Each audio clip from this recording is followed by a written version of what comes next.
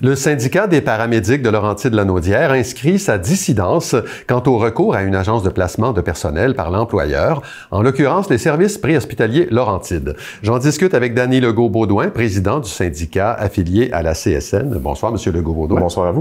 Bon, l'employeur a fait appel à une agence qui s'appelle la BATAC, la Banque de techniciens ambulanciers du Québec. Ça, c'était au début du mois de mai. C'était la première fois que ça arrivait. Et vous êtes immédiatement monté au créneau. Pourquoi cette réaction aussi vive de la part du syndicat?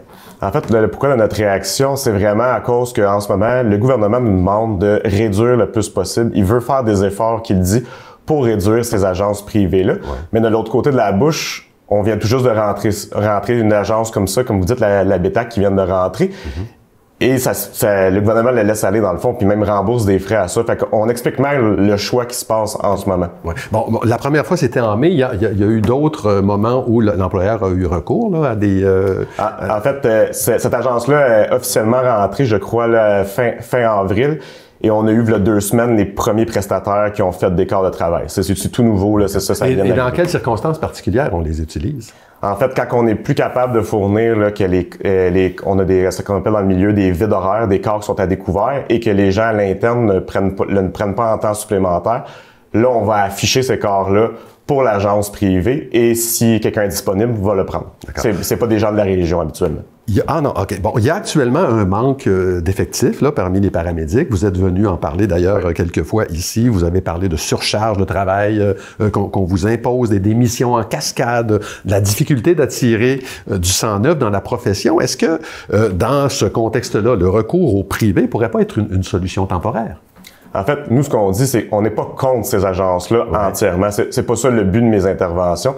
C'est ce qu'on aimerait, c'est de pouvoir avoir en place une planification de la main-d'œuvre qui est meilleure, au sens que ces corps de vide horaire-là, souvent, sortent ce qu'on appelle dernière minute et sont pas tentants pour les gens à l'interne de les prendre. Nous, ce qu'on dit, c'est qu'il y a des façons de mettre en place, de les afficher plus d'avance pour que les gens à l'interne puissent planifier leur horaire. Vous comprendrez là, déjà que la vie est difficile, la conciliation travail-famille avec ce qu'on fait. On voudrait qu'ils soient affichés d'avance pour qu'à l'interne, on ait plus de temps de les prendre. Et après, s'il y a encore des vides horaires, mais on peut l'offrir aux agences. Là, moi, j'ai aucun problème. On comprend qu'on veut pas laisser des camions vides là, sur la route. Oui, c'est ça. Mais si un technicien ambulancier se déclare malade dernière minute, là, on peut pas l'afficher. Je comprends qu'il faut faire ce qu'on peut quand ça arrive dernière minute, mais vous comprendrez avec ces agences-là, les maladies, comme vous venez de m'en faire mention, la dernière minute, c'est pas eux qui vont nous aider. Souvent, quand c'est dernière minute comme ça, ces agences-là prennent même pas la peine d'essayer de trouver quelqu'un. OK. Votre employeur a dit sur les ondes de la radio CNFM cette semaine qu'il discutait avec vous, comme depuis un certain temps, là, de la possibilité d'utiliser ce qu'on appelle des bas de liste, c'est-à-dire des paramédics occasionnels qui ont déjà travaillé chez vous, qui seraient disposés à travailler sur appel. Est-ce que ça vous semble une avenue intéressante?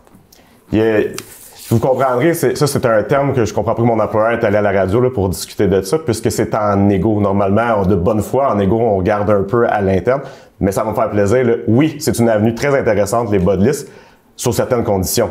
Nous, ce qu'on n'est pas prêt à faire, c'est de briser ces conditions-là puis qui pénaliserait nos membres. Donc oui, on est ouvert. Je l'ai toujours mentionné à mon employeur. Il peut pas dire le contraire. Là. Ma porte est toujours ouverte. J'ai jamais fermé la porte à ce projet-là, mais vous comprendrez que j'ai une responsabilité envers les 280 paramédics que je représente, que je ne peux pas brimer leurs droits. Oui. Est-ce qu'il y a des moyens de pression en vue?